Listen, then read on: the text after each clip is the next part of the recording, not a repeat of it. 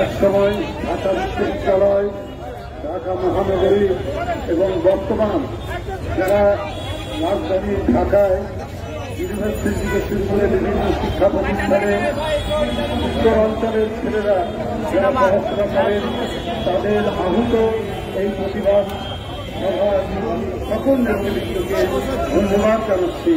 একটা অন্যায়ের বিরুদ্ধে তারা প্রতিবাদের জন্য এখানে দাঁড়িয়েছে। বন্ধুরা, এটা তো একটা অদ্ভুত বিষয়। আওয়ামী লীগ তো ক্ষমতায় নেই, ফ্যাসিস্টদের দানবীয় শাসন এখন নেই। আমরা বিগত 16 বছরে আওয়ামী লীগের ছাত্র সংগঠন, ছাত্রলীগের দৌরাত্ম্য দেখেছি, নিপীড়ন নির্যাতন দেখেছি, যেখানে বিশ্ববিদ্যালয়, স্কুল কলেজের ক্যাম্পাসে নিপীড়ন নির্যাতনে অতিষ্ঠ ছিল বিরোধী মতের ছাত্ররা। আজ তাতেই আরো এক পরিবর্তিত পরিস্থিতি। আমরা সবাই একটু স্বস্তিতে থাকতে চেয়েছি। বিশ্ববিদ্যালয়ের ক্যাম্পাসের শিক্ষক ছাত্ররা তারা নির্বিঘ্নে ক্লাসে যাবে, ক্লাস থেকে বের হবে, ক্যাম্পাসে অবস্থান করবে। এখন কেন বিশ্ববিদ্যালয়ের এই অরাজক পরিস্থিতি? এখনো কিন্তু তরুণ 4টা ছাত্রের লাশ ক্যাম্পাসের মধ্যে পড়ছে, এখনো কেন রক্ত ঘুরছে, এখনো কেন রক্তের আলোচনা বিশ্ববিদ্যালয়ের ক্যাম্পাসের ভিতরে? বন্ধুরা আমার, এখন তো আওয়ামী দোসররা নেই। এখন যারা ক্ষমতায় আছেন তাদেরকে সকল বিরোধী দলীয় যারা গণতন্ত্রের জন্য লড়াই করেছেন তারা সমর্থন করেছেন। এখন যারা লাশ পড়বে, গত পরশুদিন রাত্রি 12টার সময় ছাত্রদল নেতা সাম্য এফ রহমান হলেন ছাত্রদলের একটি সম্পাদকীয় পদে রয়েছে, হলে সাহিত্য প্রকাশনের সম্পাদক। কি কারণ ছিল? কি অন্যায় করেছিল সাম্য? পুলিশ গ্রেপ্তার করেছেন 3 জনকে, 3 জন ভবঘুরে। আমার তো মনে হয় এর মধ্যে রাজনৈতিক কারণ আছে। রাজনৈতিক কারণ না থাকলে এই ধরনের, যার চেহারা সুদর্শন, সৌম্য, নাম তার সাম্য, তাকে হত্যা করবে কে? ভবগুরুরা কেন হত্যা করবে? কদিন আগে সে ফেসবুকে একটা পোস্ট দিয়েছে, কারণ শাহবাগে জাতীয় সঙ্গীত বন্ধের জন্য একটা আন্দোলন চলছিল, তার বিরুদ্ধে সে একটা পোস্ট দিয়েছে আপনার জাতীয় সঙ্গীতের পক্ষে। এইটাই কি কারণ? আমরা দেখেছি ফাঁসিবাদের আমলে পার্শ্ববর্তী দেশের আগ্রাসনের বিরুদ্ধে, পানি আগ্রাসনের বিরুদ্ধে কথা বলতে গিয়ে আপনারকে হত্যা করা হয়। আজকে জাতীয় সঙ্গীত, জাতীয় পতাকা, 71-এ আমাদের স্বাধীনতার পক্ষে কথা বলতে করে তার জীবন চলে যায়। অর্থাৎ যারা দেশের পক্ষে, যারা আগ্রাসনের বিরুদ্ধে, যারা দেশের স্বাধীনতার পক্ষে, যারা জাতীয় সঙ্গীতের পক্ষে, যারা জাতীয় পতাকার পক্ষে, তাদের জীবন চলে যায়। আমি এই জন্যই বলেছি যে নিশ্চয়ই এর পিছনে কোন রাজনৈতিক কারণ আছে, কারণ সে ফেসবুকে যারা আন্দোলন করছিলেন জাতীয় সঙ্গীত নিষিদ্ধে, তাদের বিরুদ্ধে তার একটা বার্তা ছিল। এটাই কি কারণ? আমি পুলিশ বিভাগকে বলবো, ভালো করে খতিয়ে দেখুন।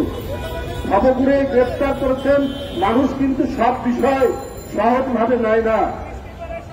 সহজভাবে নিত যদি এই ডিপার্টমেন্টটি সবসময় আপনার সত্য এবং ন্যায় অনুসন্ধান করে যথাযথ ব্যবস্থা নিত, কিন্তু সেইটা তারা নেননি। যেমন আপনার হত্যাকাণ্ডে নেননি, তেমনি আরো ঘটনায় নেননি।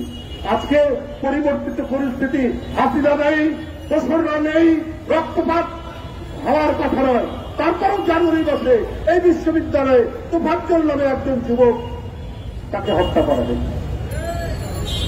কেন? ক্যাম্পাস হবে শান্তি, ক্যাম্পাসে এইখানে থাকবে শান্তির পতাকা, এখানে থাকবে জলপাইয়ের পাতা, এখানে থাকবে সাদা পায়রার ছাপ উঠবে। সেই ক্যাম্পাস যেখানে শিক্ষা বিতরণ, শিক্ষা গ্রহণ, তারুণ্যের ঝলক যারা এই শিক্ষা নেবে। সেইখানে কেন রক্তপাত? সেখানে এই গণতন্ত্র এবং ফ্যাসিবাদের গণতন্ত্রের বিজয় এবং ফ্যাসিবাদের পতন, হাসিনার মতো নিষ্ঠুর নারী আর রাজ সিংহাসনে নেই। তারপর কেন ক্যাম্পাস হবে হিংসার অধিক্ষেত্র? তাহলে কেন ক্যাম্পাস হবে রক্তপাতের একটি জায়গা? এটা তো হওয়ার কথা নয়।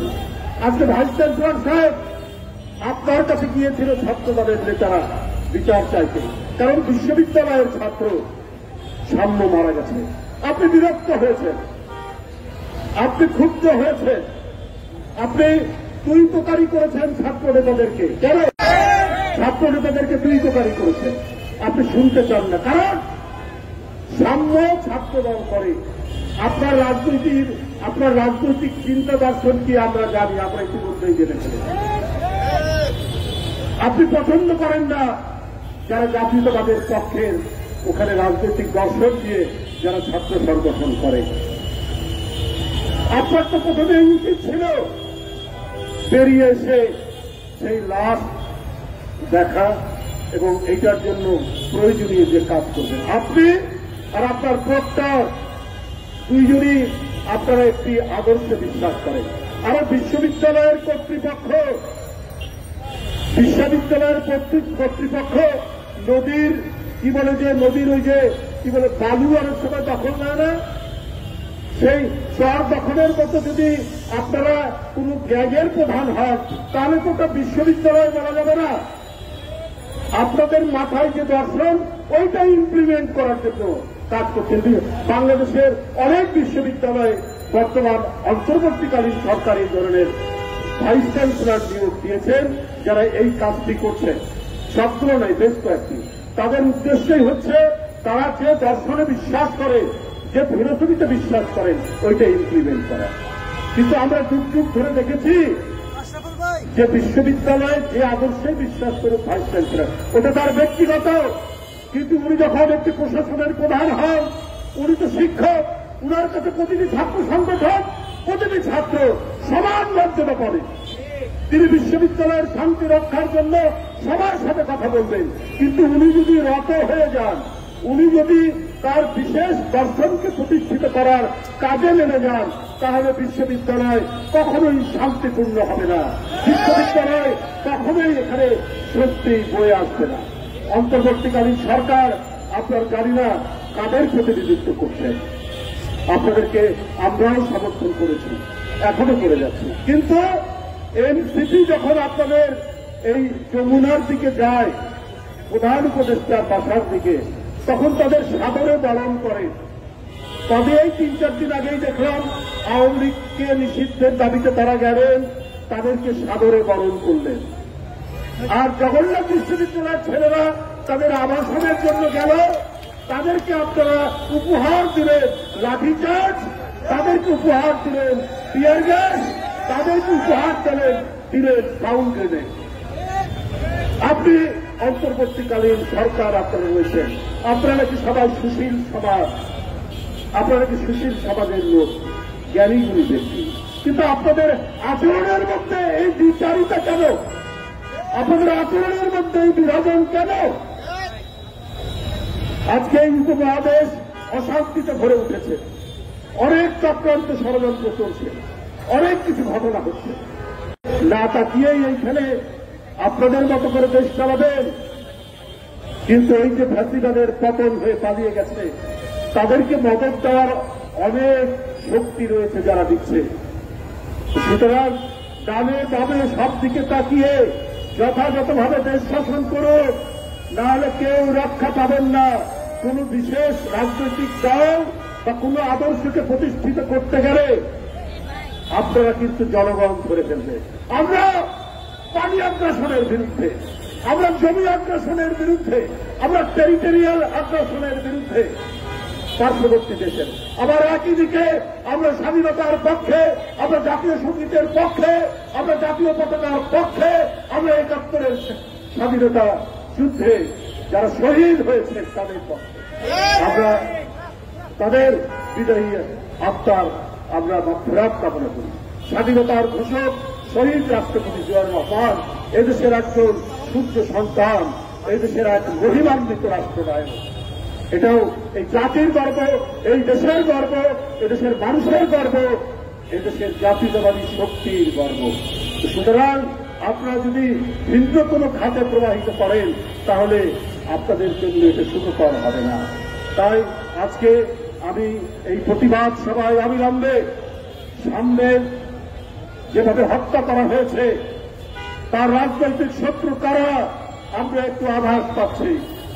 এই রাজনৈতিক শত্রুদের চিহ্নিত করে অবিলম্বে তাদেরকে গ্রেপ্তার করে শাস্তির আওতায় নিয়ে আসবে, তা না হলে এর পরিণতি ভয়াবহ হবে। আমি শাহরিয়ার আলম সামনের আত্মার মাগফিরাত কামনা করে আমি আমার বক্তব্য এখানে শেষ করছি। খোদা হাফেজ। বাংলাদেশ জিন্দাবাদ।